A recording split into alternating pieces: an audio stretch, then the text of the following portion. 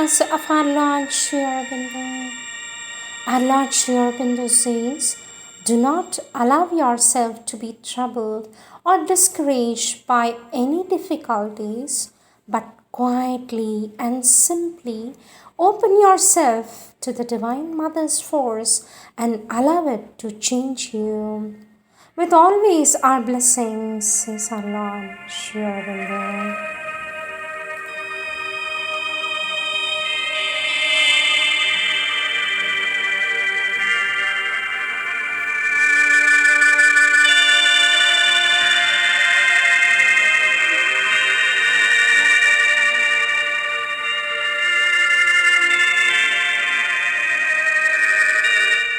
Words of our Divine Mother, taken from the collective works of our Divine Mother, question and answers of 1954, page 403.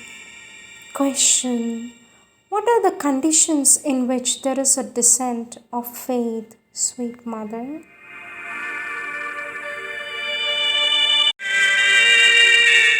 For this, our Divine Mother says, the most important condition is an almost childlike trust, the candid trust of a child who is sure that it will come, who doesn't even ask for himself about it.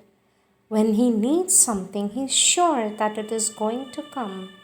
Well, it is this kind of trust. This indeed is the most important condition. To aspire is indispensable. But some people aspire with such a conflict inside them between faith and absence of faith, trust and distrust, between the optimism which is sure of the victory, between the optimism which is sure of a victory and a pessimism which asks itself when the catastrophe will come. Now, if this is in the being, you may aspire but you won't get anything. And you say, I aspired but I didn't get anything. It is because you are demolishing your aspiration all the time by the lack of your confidence. If you truly have trust, children, when left to themselves and not deformed by older people, have such a great trust that all will be well. For example, when they have a small accident, they never think that this is going to be something serious. They are spontaneously convinced that it will soon be over, and this helps so powerfully in putting an end to it. When one aspires for the divine force, when one asks the divine for help, if one asks with the unshakable certitude that it will come, that it is impossible that it won't, then it is sure to come. It is this kind, yes, this is truly an inner opening, this trustfulness, and some people are constantly in this state. When there is something to be received, they are always there to receive it. There are others, when there is something to have, a force descends and they are always absent. They are always closed at that moment, while those who have this childlike trust are always there at the right time, says our Divine Mother.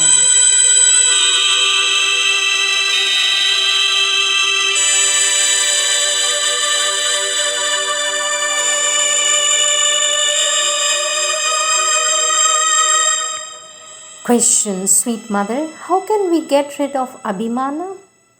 For this, our Divine Mother says, first of all, see how utterly disastrous it is, very petty, destructive. And then a step further, hold yourself up to ridicule. See to what extent you are ludicrous. So in this way, you get rid of it.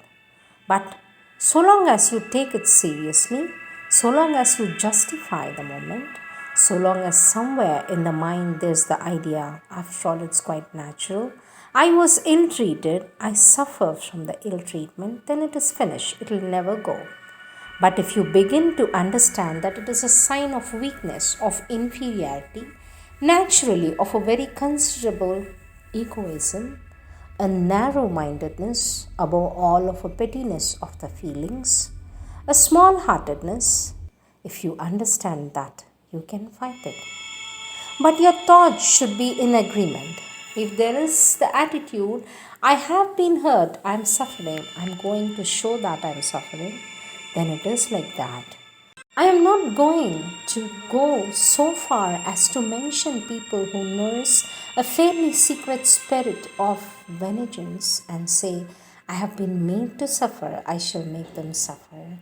This indeed becomes nasty enough for people to notice that it shouldn't exist, though it is not always easy to resist. It indicates something very petty in the nature. It is very sensitive and emotional. It may have a certain intensity, but it is pity. It is all turned back on oneself, and it is quite pity. You can make use of the reason and tell yourself something which is true. So, the first thing to do is look straight at the suffering, perceive to what extent it is the expression of a very petty egoism, then sweep the place clean, make a clean ground, and say, I don't want this dirt. I'm going to clean my inner chamber, says our Divine Mother.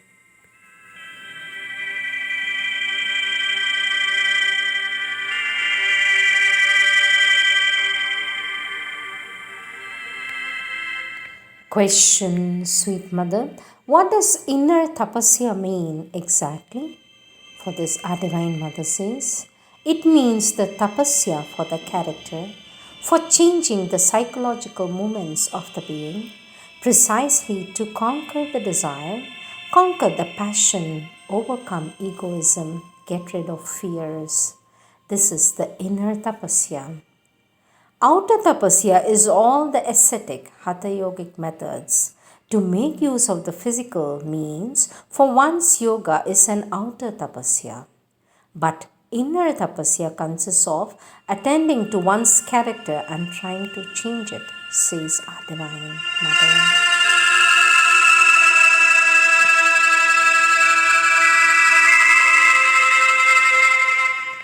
Question, sweet mother, what is the difference between willing and desiring? For this, our Divine Mother says they are not at all the same thing.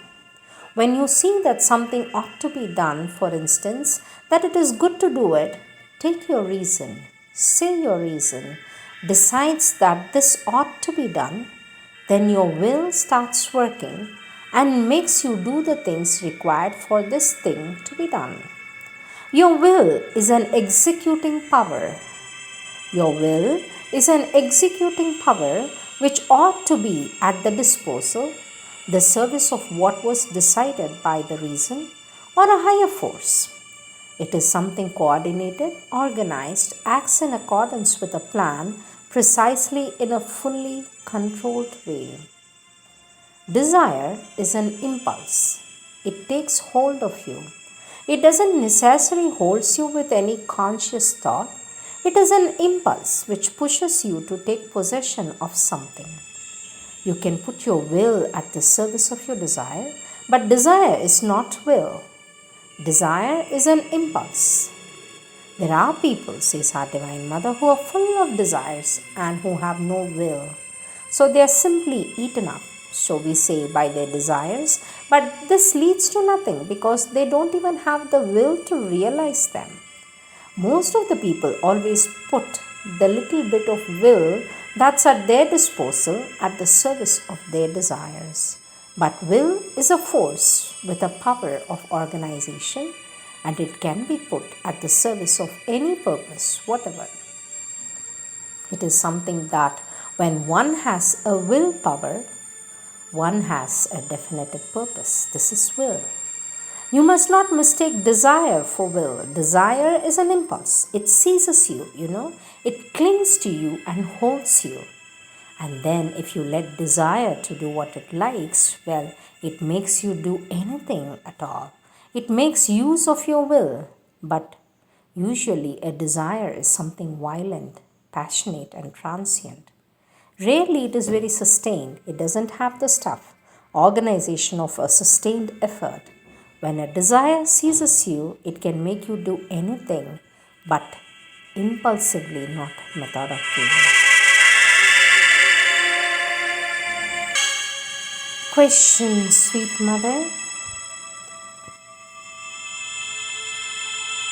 You speak of spiritual experience. What is an experience and how can we have it? For this, our Divine Mother says, it is something which puts you in contact with a consciousness higher than the one usually have. You have a certain feeling about yourself. You are even not even aware of it. It is for your inner, ordinary condition, you understand? If suddenly you become conscious within of something very different, much higher, then whatever it may be, this will be the spiritual experience. You may formulate it with a mental idea, you may not formulate it, you may explain it, you may not. It may last or it may not, it may be instantaneous, but when there is this essential difference in the consciousness, and when naturally the quality that comes is very much higher, clearer, purer than what one usually has, then one can call this is a spiritual experience. This means that there are thousands of different things which can be called spiritual experiences, says our Divine Mother.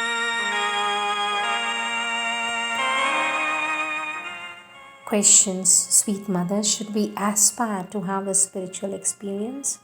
For this, our Divine Mother says, I think it is wiser to aspire to make progress or to be more conscious or to be better or do better than aspire for a spiritual experience, because that might open the door to a more or less imaginary or falsified experiences, to the moments of the vital which will take on the appearance of higher things. One may deceive oneself by having an aspiration for experiences. In fact, the experience must come spontaneously as a result of the inner progress, not for itself or in itself, says our Divine Mother.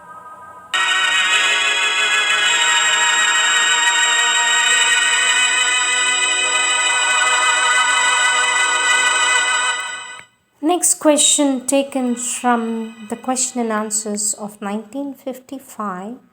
Page 10, question, sweet mother.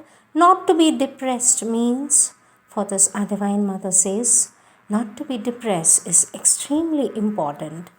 Depression is a sign of weakness, of a bad will somewhere, a bad will in the sense of a refusal to receive help, and a kind of weakness that's content to be weak. One becomes slack. The bad will is obvious because there's a part of your being which tells you at that moment depression is bad. You know that you shouldn't get depressed. Well, the reply of that part which is depressed is almost, shut up, I want my depression. Try, you will see, you can try, says our Divine Mother. It's always like that. Is it not true? When then, later on, one says again, afterwards, I will see, or I shall see, the moment I want it. And besides, I have my reasons. There you are. It's a kind of a revolt, a weak revolt, a revolt of something weak in the being, says our Divine Mother. Continuation of the question. Here, Sri Aurobindo, our Lord, speaks the change of which depression is a stage. For this, our Divine Mother says, yes, when one comes out of the depression and one's bad will, well, then one realizes that there was an attack and that some progress has to be made, and that in spite of everything, something within has made progress, that one has taken a step forward. Usually, hardly consciously, it is something which needs to be progressed but doesn't want to, so takes this way like a child who sulks, becomes so low-spirited, sad, unhappy, misunderstood, abandoned, helpless, and then refusing to collaborate. And as I said, indulging in his depression to show that he is not happy. It is specially in order to show that one is not satisfied that one becomes depressed. One can show it to nature, one can show it to anyone and to the divine, and can show to the people around, but it is always a kind of expressing one's dissatisfaction. I am not happy with what you demand, but this means I am not happy, and I shall make you to see it that I am not happy. There you are. But when it is over, and when for some reason or other one has made the necessary effort to come out of it and has come out, one usually realizes that something in the being has changed because, in spite of all bad will, most often the progress was accomplished. Not very swiftly, not very brilliantly, not very great with the greatest glory, surely, but still the progress was made. Something has changed, says our Divine Mother.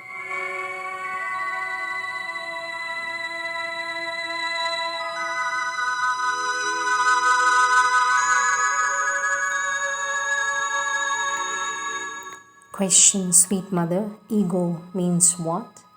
For this, our Divine Mother says, it is the ego that makes everyone feel being a separate being in all possible ways. It is the ego which gives the sense of being a person separate from others. It is certainly the ego which gives you the sense of I. I am, I want, I do, I exist.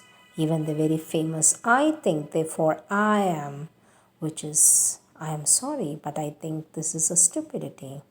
But still, it is a celebrated stupidity. Well, this too is the ego. What gives you the impression that you are X is the ego, that you are altogether different from this one and that one. And what prevents your body from melting away like that, dissolving in a common mass of physical vibration, is the ego. What gives you a definite form, a character, a separate consciousness, the sense that you exist in yourself, independent of all others, indeed something like that, if one doesn't reflect spontaneously, has the sense that even if the world disappeared, one would be there and would remain what one is. This is, of course, the superego, says our Divine Mother. Certainly, if one were to lose one's ego too soon from the vital and mental point of view, one would again become an amorphous mass. The ego is surely the instrument for individualization, that is, until one is an individual being constituted in himself, ego is an absolutely necessary factor. If one had the power of abolishing the ego ahead of time, one could lose one's individuality. But once the individuality has been formed, the ego becomes not only useless but harmful.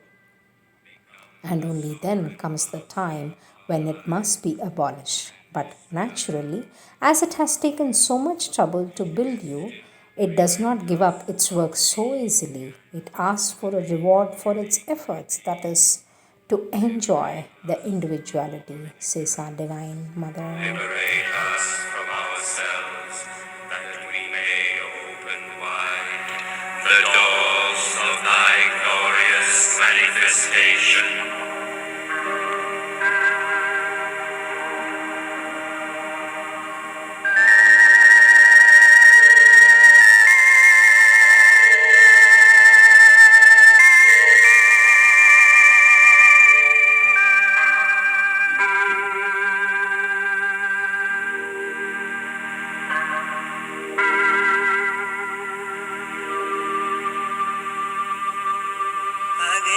अग्निर्यथैको भुवनमप्रविष्टो रूपं रूपं प्रतिरूपो बभूव एकस्तथा सर्वभूतान्तरात्मा रूपं रूपं प्रतिरूपो वहिश्च वायुर्यथैको भुवनमप्रविष्टो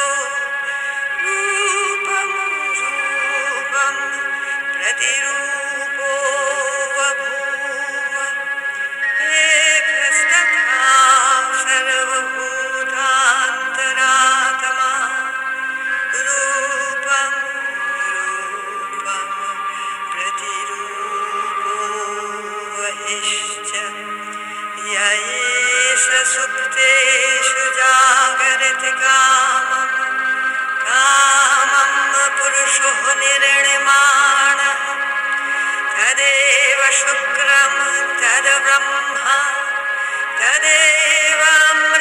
तदेवामृतममुच्यते तस्मिन् लोकाः श्रिताः सर्वे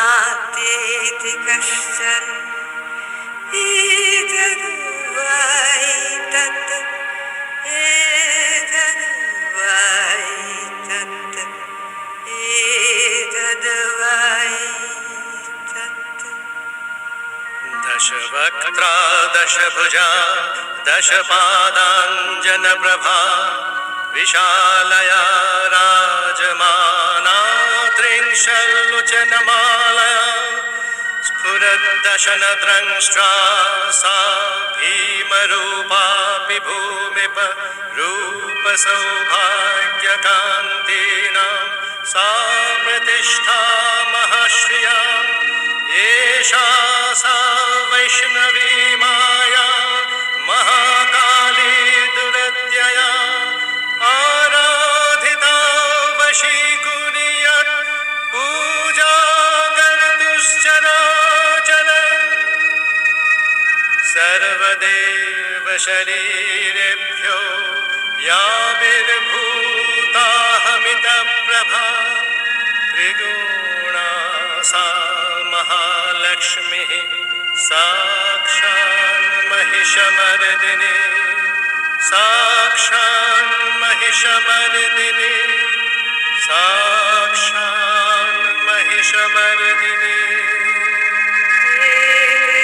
गन्धपुष्पे एकदधिपतये देवा ॐ श्री दुर्गायै नमः श्री मीरायै नमः ॐ श्री मीरायै नमः ॐ कमलोत्पलधारिण्या शक्त्या लिङ्गितविग्रहं स्मेराननं सुप्रसन्नं साधकाभीष्टदायकम् ॐ गुरुभ्यो नमः।